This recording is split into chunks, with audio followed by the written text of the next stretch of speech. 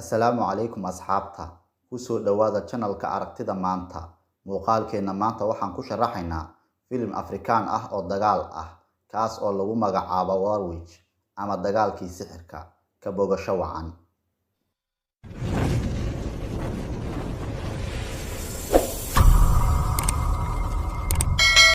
Filimka ayaa ku bilaabanaya gabadh lagu magacaabo Kimano, taas oo jirta da'da 12 sano. Gabadhan yar ayaa waxaa afduubtay jabhad lagu magacaabo Great Tiger ama Shabeelkii Weynaa. Iyada iyo qoyskoodu waxa ay ku noolaayeen tuulo yar oo meel go'doon ah ku taala. Gabadhan yar ayaa waxa ay ka mid noqotay carruurtii ay jabhaddu ku qasabtay in ay toogtaan waalidiintooda si ay uga mid noqdaan fallaagada arxanka daran. Markan, hogaamiyaha jabhadda ayaa Kimano u dhiibay qori, waxa uuna ku amray in ay toogato waalidiinteed. Waxa uuna ku cabsi geliyay in uu jirdili doono haddii ay ka dhaga adeegto waxa uu faray. Kimano aabaheed ayaa u sheegay in ay adeecdo hogaamiyaha, sidaas ayayna xabadda ugu furtay waalidiinteed oo ay ku dhinteen. Kimano iyo carruurtii kale ee tuulada laga soo afduubay ayaa loo diray jasiirad fog si loogu soo tababaro jabhadda. Horjoogihii ayaa u sheegay carruurta in ay xushmeeyaan oo ay qadariyaan madaxdooda, sidoo kalena ay ilaaliyaan sharciyada u yaala jabhadda. Kimano iyo carruurtii kale ayaa la wada jir dilay oo si xad dhaaf ah loogu shaqeeyay, waxaana loo xambaariyay hub culus oo aysan qaadi karin. Tababaro adag ayaana la siinayay. Hamigeedu oo dhanna waxa uu ahaa sidii ay u heli lahayd cunto iyo in ay gaadho bartilmaameedka loo igmaday.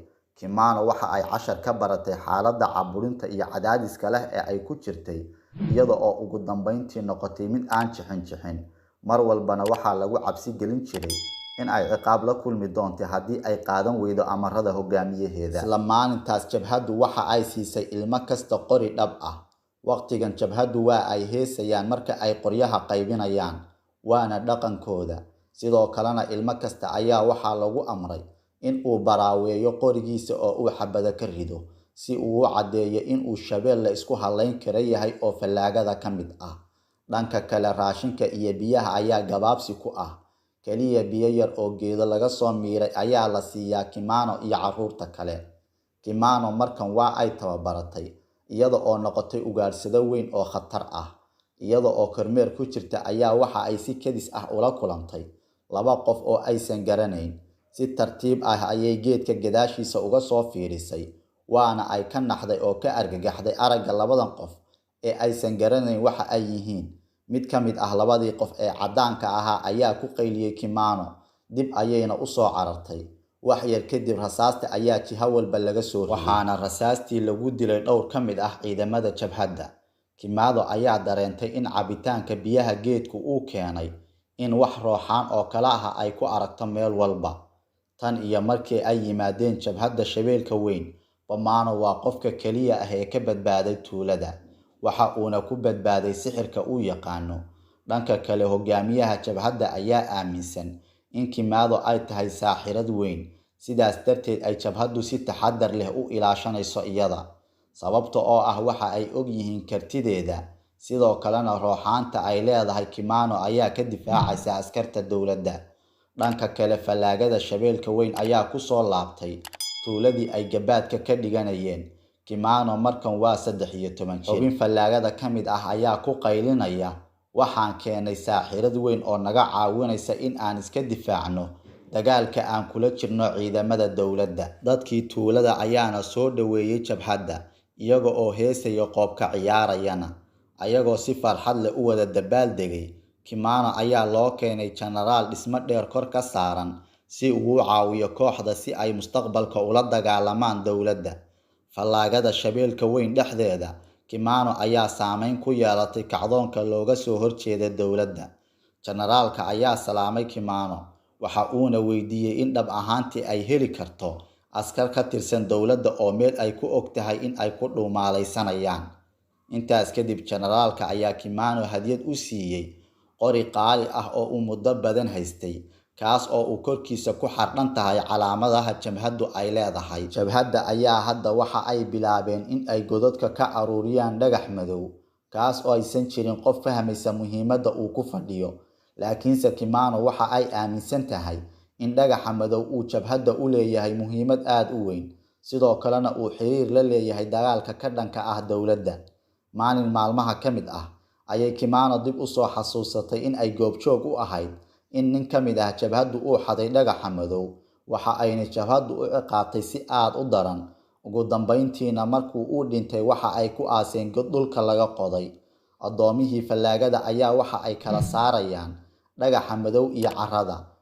Horjoogaha ayaa uga digay adoomaha iyo xubnaha kale ee fallaagada ka midka ah in aysan isku dayin in ay xadaan dhagaxa madow, haddii kale ay la kulmi doonaan ciqaab aad u daran. Mid ka mid ah fallaagada ayaa arkay Kimano oo hurdaysa, waa uuna ku soo orday ul ayuuna ku garaacay.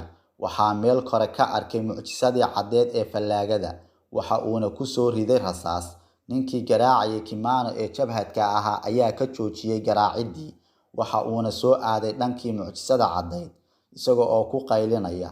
Isna waxa uu u sheegay in uusan mar dambe isku dayin in uu garaaco xubin rasmi ah oo kooxda ka mid ah. Markan jabhaddu waxa ay si wadajir ah u daawanayaan filim dagaal ah iyaga oo saaran gaari bas ah.